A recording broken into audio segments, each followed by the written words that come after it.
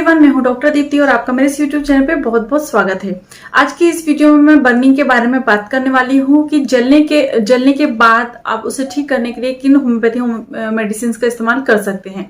तो जलना जो है वो कई तरीके का होता है, सिर्फ आग से जलना को ही जलना नहीं कहते हैं। जलने की समस्या जो है वो हमारे देश में काफी आम है, क्योंकि महिलाओं में, स्पेशली रसोई गैस के पास में काम करने वाली महिलाएं या मिट्टी के तेल से जलने वाली महिलाओं में ये वाली जो प्रॉब्लम है बहुत ज्यादा हमारे जो है समाज में देखी जाती है। तो जलने के बाद बहुत ज्यादा तकलीफ होती है। जलना बिल्कुल भी अच्छा नहीं है, बहुत ज्यादा दर्दनाक होता है, बहुत ज्यादा घातक होता है।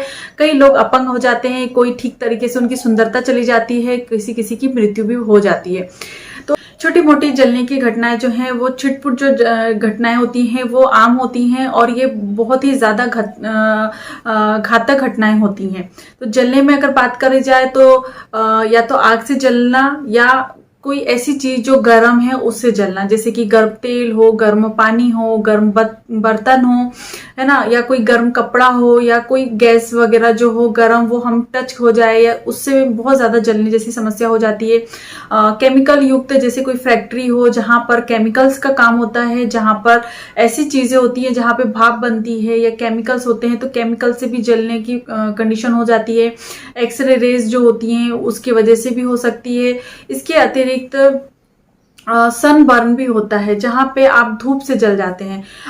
बहुत ज्यादा सूर्य की किरणों के संपर्क में आ जाने से भी आपको जलने की प्रॉब्लम हो सकती है, त्वचा आपकी झुलस जाती है, और उस कंडीशन को हम सनबर्न भी कहते हैं। इसके अतिरिक्त क्योंकि अभी जो टाइम चल रहा है जहां पे बहुत ज्यादा बिजली होती है, अभी काफी टाइम से देखने को मिल रहा है कि बहुत ज्यादा हवा पानी के साथ साथ बारिश के साथ साथ बिजली भी कड़क रही है, कहीं बिजली गिर रही है। और बहुत बार कभी आपने ऐसी न्यूज सुनने को मिल जाती है कि बिजली गिरने से किसी की मौत हो गई।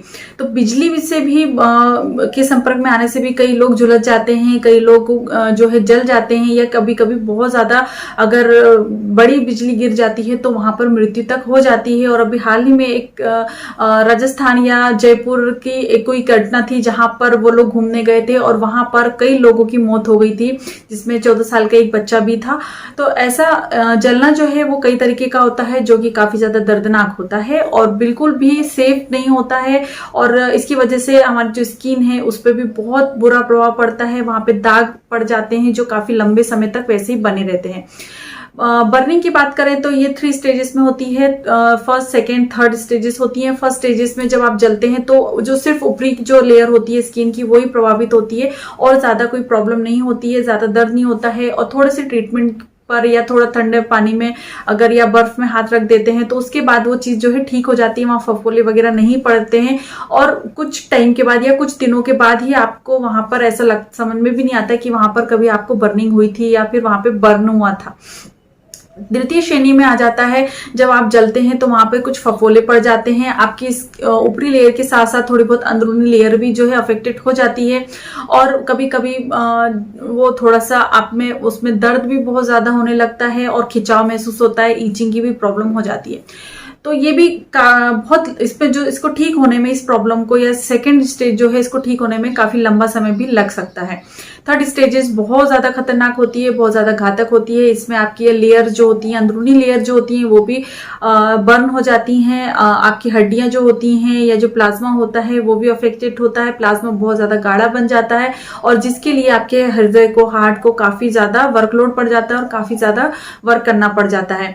जो वहां की नर्व्स होती हैं वो भी डैमेज हो सकती हैं, ब्लड कोशिकाएं जो होती हैं वो भी डैमेज हो सकती हैं, और बोन्स भी जो है डैमेज हो सकती हैं। तो ये बहुत डीप बर्निंग होती है, जिसमें कि वहां पर क्योंकि वहां पर पस वगैरह सिक्रीशन होने लगते हैं तो वहां पे संक्रमण का भी खतरा बढ़ जाता है, और इसे ठीक होने में काफी लंबा समय लग जाता है।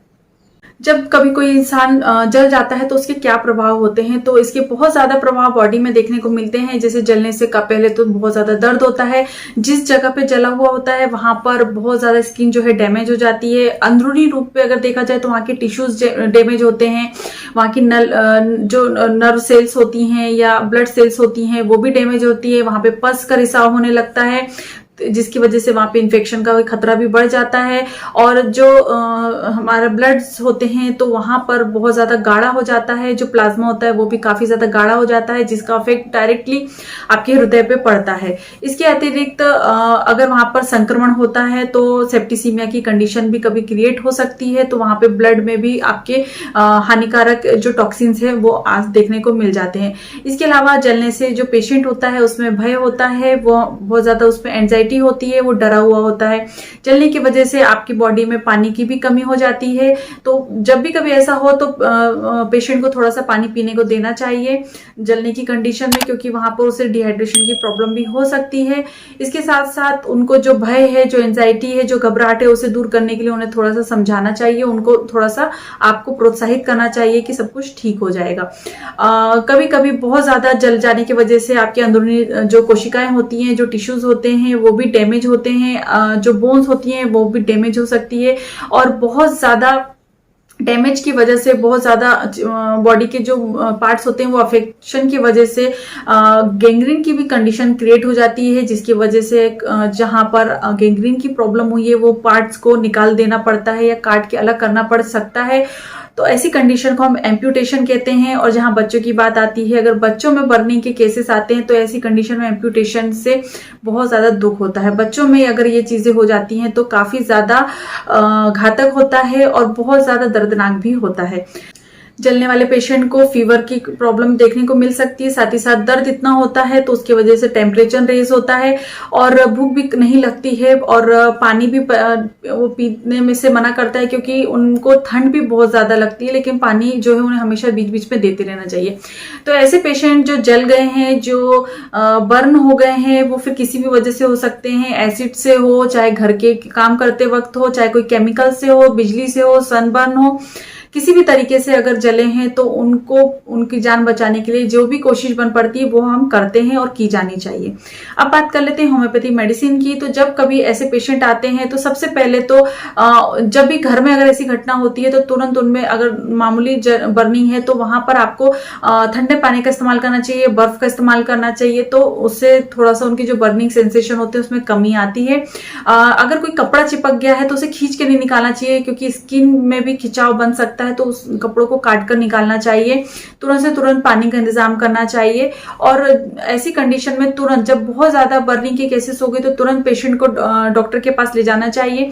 बात करें होम्योपैथी की, तो होम्योपैथी में कैंथेरिस होम्योपैथी मेडिसिन होती है जिसको 30 पावर में आप इस्तेमाल कर सकते हैं। 2 बूंद पेशेंट को आप हर 1 घंटे में दे सकते हैं। जब अगर बहुत ज्यादा जला हुआ है और तकलीफ हो रही है तो अंदरूनी रूप से आप ये मेडिसिन को दे सकते हैं। इसके अतिरिक्त अर्टिका यूरेंस होम्योपैथी मेडिसिन जो है मदर टिंचर रूप में आप दे सकते हैं। जब पेशेंट को जला हुआ है तो वहां पर आप जो ऊपरी जो हिस्सा है वहां पर भी पेशेंट जो है इस मेडिसिन को लगा सकते हैं, अप्लाई कर सकते हैं। ये काफी बेनिफिशियल होती है। इसके अलावा कभी कभी पेशेंट ऐसे आते हैं जो कहते हैं मैं कभी जला था 1 साल पहले या 2 साल पहले और मेरे ये साथ ये हुआ था और वो हुआ था और अब ये दाग रह गए हैं या ये प्रॉब्लम रह गई है। तो फिर उन पेशेंट में आप कॉस्टिकम 200 पोटेंसी में हफ्ते में 1 बार दे सकते हैं। कोई भी एक दिन डिसाइड करके आप 2 बूंद पेशेंट को दे सकते हैं। तो ये भी काफी इफेक्टिव होम्योपैथी मेडिसिन मानी जाती है। इसी तरह बहुत सारे पेशेंट के जो दाग रह जाते हैं, जलने के घाव रह जाते हैं, ठीक हो चुके होते हैं लेकिन कुछ दाग रह जाते हैं, स्किन जो है खराब दिखती है, तो ऐसे पेशेंट में अर्टिका यूरेन जो मैंने बताया उसका इस्तेमाल आप कर सकते हैं मदर टिंचर फॉर्म में। दिन में 2 बार आप उसको थोड़े से एलोवेरा जेल के साथ मिलाकर लगा सकते हैं। इसी तरह से आप कैंथेरिस होम्योपैथी मेडिसिन जो है आपको अंदर से लेनी है, उसी तरह से उसे भी आप ड्रॉप जो होते हैं उसके लगा सकते हैं। वो भी काफी ज्यादा अच्छी और बेनिफिशियल होम्योपैथी मेडिसिन है। और कॉस्टिकम भी आप ले सकते हैं। तो इस तरीके से कुछ होम्योपैथी मेडिसिन का इस्तेमाल करके आप बर्निंग के केसेस में पेशेंट को राहत दिला सकते हैं। तो होपफुली आपको ये जो वीडियो थी पसंद आई होगी और ये इन्फॉर्मेशन आपके काफी ज्यादा काम की होगी। अगर हाँ तो प्लीज जल्दी से लाइक करिए और अपने फैमिली के साथ, दोस्तों के साथ जरूर शेयर करिए और प्रिवेंशन करके रखिए। कभी भी जलने से बचने के उपाय करना चाहिए। जो फीमेल्स होती है रसोई घर में, उन्हें अपने खुले खुले ज्यादा कपड़े नहीं पहनने चाहिए और पूरी सावधानी के साथ उन्हें चीजें करनी चाहिए। बच्चों को भी ऐसी जगह से जहां कहीं केमिकल हो या कोई जलने वाली जगह हो, जहां पर गैस हो, वहां से बच्चे को दूर रखना चाहिए। और बाहर अगर जाते हैं सनबर्न के केसेस में तो आपको सनस्क्रीन का इस्तेमाल करना चाहिए। अगर बाहर बहुत ज्यादा धूप है और जाना पड़ रहा है, बहुत जरूरी है, तो पूरा कवर होकर जाइए। कैप का इस्तेमाल कीजिए, गॉगल का इस्तेमाल करिए। इस तरह से बचाव भी आप कर सकते हैं। इसके बाद मिलूंगी मैं नेक्स्ट वीडियो में। तब तक के लिए बाय बाय। अपना ध्यान रखिए और खुश रहें। धन्यवाद।